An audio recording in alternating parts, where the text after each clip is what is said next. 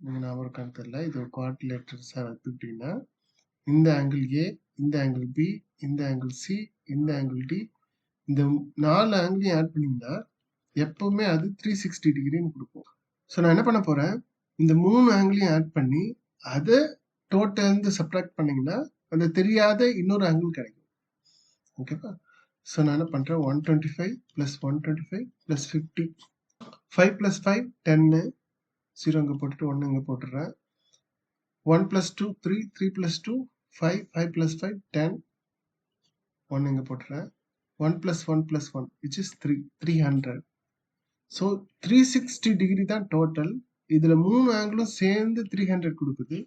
Remaining இருக்கிற angle subtract பண்ணும்போது கிடைக்கும். 0லேருந்து 0 போச்சுன்னா 0, 6லேருந்து 0 போயிடுச்சுன்னா 6, 3லேருந்து 3 போயிடுச்சுன்னா 0.